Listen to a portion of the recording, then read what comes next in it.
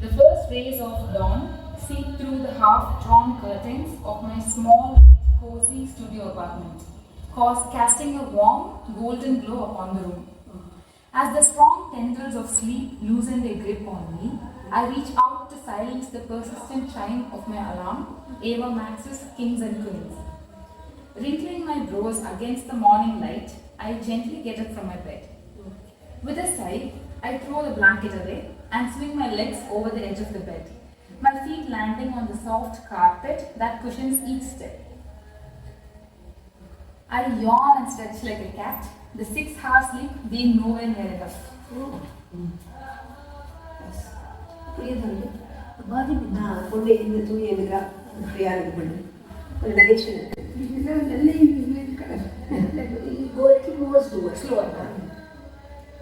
I need to sleep at least 8 hours to resemble a human being. Now I almost look like a zombie. My mornings are a symphony of efficiency, though, and today is no exception. In a matter of minutes, I prepared a crisp black button-down shirt and pants, meticulously ironed to perfection, and a pair of sleek black pumps for the day. My attire isn't just a choice, it's a reflection of the order and control I exert over my life, a statement of my dedication to the tasks that lie ahead. In the small kitchenette, the fragrant aroma of my freshly toasted bread mingles with the indulgent scent of whipped cream and butter. I assemble my breakfast with practiced precision, each movement deliberate and automatic. I pour myself a glass full of cold milk with blueberry syrup and sit down to eat. As I take a bite of the perfectly crisp toast with a generous amount of cream, the rich flavors dance across my taste buds, a momentary indulgence amidst the sea of responsibilities that await me. I take small sips of blueberry milk at first, gulping it down at the end. Just as I am about to wash my plates, my phone lights up, the screen displaying my best friend's name in bold letters with a heart emoticon at the end. I answer the call, her voice cackling through the speakers as she launches into a good-natured tirade about my relentless dedication to my work, which finally ends by the time I do my breakfast dishes. Freya, my workaholic bestie, do something fun for once. I will not take no for an answer. You better listen to me this time or I might have to take a day off myself and visit you today. Liro says in her no-nonsense voice through my phone speaker. A small smile tugs at the corner of my lips as I listen, grateful for her steadfast presence in my life for all these years. Alright, calm down, Rosa. I'll take a break from work today. I was planning to take a day off this week anyway. You don't have to risk coming here. We both know that you have already taken all your leaves for your vacation last month. You corporate slave. I bicker with her fondly. You're no better than my manager. At least he's paid to do this. But you're a freelancer for God's sake. You're busier than me and you work harder than any corporate slaves out here. At least stop working part-time at that pizza shop on the side. You know your parents are more than willing to give you money. What's the point of being a freelancer if you can't even be free when you want to? Lewis emphasizes the irony of my life. I know, right? The great irony. No matter how good I am at multitasking and time management, I'm never free, despite being a freelancer. Weekend freedom is a myth, a lesson learned too late. I assure her that today, for once, I'll heed her advice and allow myself a break, narrowly avoiding yet another lecture. இந்த ஃப்ரீயான இந்த பொண்ணு இப்போ சொல்லுது தன்னோட அம்மா ஒரு freelance இருந்தால் கூட எனக்கு டைமே கிடைக்க மாட்டேங்குது. அந்த ஃப்ரீயான ஒரு பொண்ணு தான் கிடையாது. With a determined exhale, I walk into my office and set aside my daily projects, the neat rows of sticky notes and schedules momentarily abandoned. It's okay, I don't have any immediate deadlines, at least.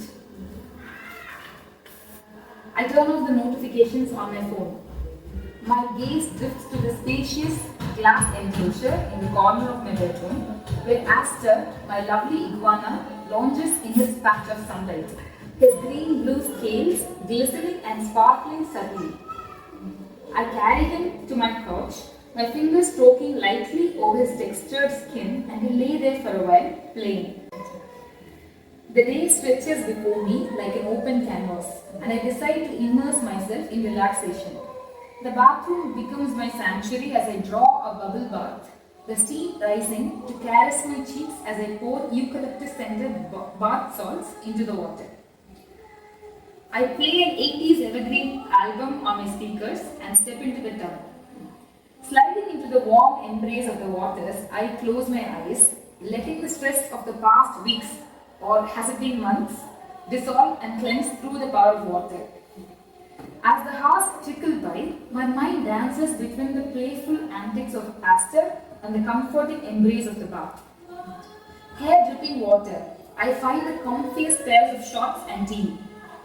The quiet stillness of my apartment is soothing, a tranquil backdrop to the thoughts that swirl within me as I pick up a book from my shelf and indulge myself in a leisurely read. After some time, I suddenly get an idea. I place the paperback of Ayn Rand's The Fountainhead down and jump out of my couch. It's not often that I indulge in spontaneity, but as I scroll through the digital labyrinth of my long forgotten inbox, a familiar name catches my eye. The guy I've been texting with on a dating app has extended an invitation for a date some days back. My heart flutters with a mixture of apprehension and excitement.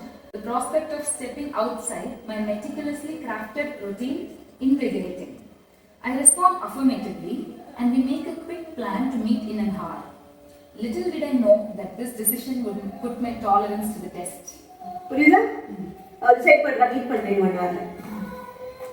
I stand before the full-length mirror, carefully selecting an outfit that strikes the perfect balance between elegance and practicality.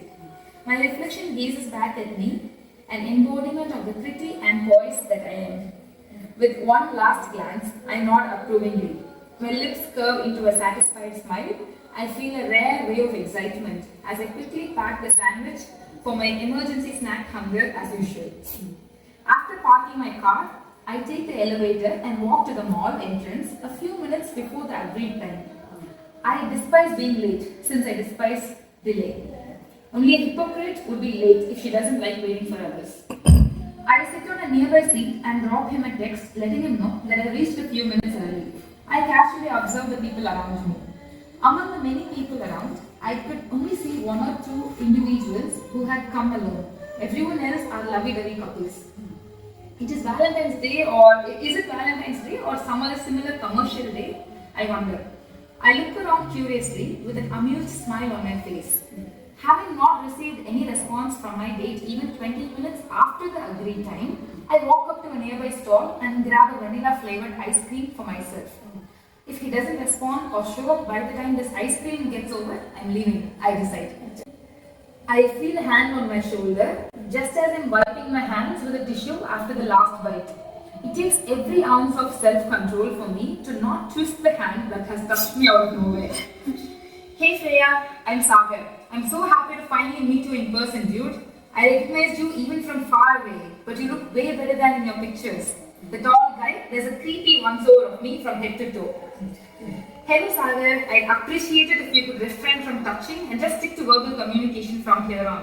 I'm sure you understand the concept of personal space. I give him a tight-lipped smile and raise my eyebrows. Internally, I've started making a list. Making a person wait on the first date, number 1. Number 2 is lacking the basic courtesy to admit the mistake and apologize for it. Number 3, disrespect for personal boundaries. One mistake Yeah, sure. He waves his hand in a whatever manner and begins walking. Let's go, come on, the movie might start soon. Movie? What movie? Didn't we decide to go to a cafe for drinks? I asked him in confusion. Let's grab something after the movie. I've been wanting to watch this one for a long time, dude. Saga winks at me and I almost puke in my head.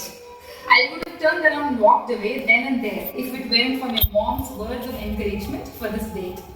Earlier on the call, during the car ride, she said, Freya darling, don't walk out on this date in the first 30 minutes like you usually do. At least stay for 1 hour. Maybe you might like something about the guy. Who knows? Maybe today's date might work. If you really feel like ending it, give me 10 reasons why you think it work out with him. Just give the poor guy a chance, okay? Okay, mom, here we go. The fourth, self-centered, doesn't even care to ask what his date wants to do. 5, tyrant, belittling others' opinions. 6, ew, and that creepy pearly wink.